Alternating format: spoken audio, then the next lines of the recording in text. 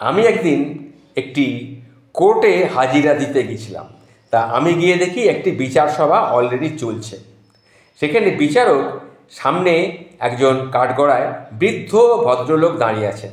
সেই বৃদ্ধ লোকটিকে বিচারক বলছেন, এই বয়সে এসেও আপনি মেয়েদের এইভাবে বিরক্ত করেন, এ তো একটা ক্ষমার অযোগ্য অপরাধ। তখন সেই বৃদ্ধ বললেন, স্যার আমার কথাটাও একটু শুনুন।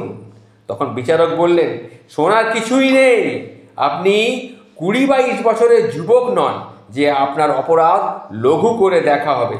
তখন বৃদ্ধ বললেন, স্যার এটা এই যে কেসটা, এটা 60 বছর আগেকার একটা মামলা।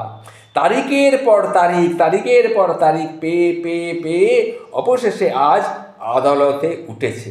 আমি যাকে বিরক্ত করেছিলাম, দেখুন সামনেই তিনি বসে আছেন, নাতি নাতনি নিয়ে ওই দেখুন ওখানে বসে আছেন। এটা 60 বছর আগেকার কেস। তখন আমার বয়স ছিল, এই আপনি যে বললেন 20-22 বছরের যুবক, তখন আমি ওই 20-22 বছরের যুবকই ছিলাম। তাহলে সেই সময়ে একটু যদি আমি কোনো মহিলাকে বিরক্ত করে থাকি, সেটা কি খুব ক্ষমার অযোগ্য অপরাধ? আপনিই বলুন মিলর্ড।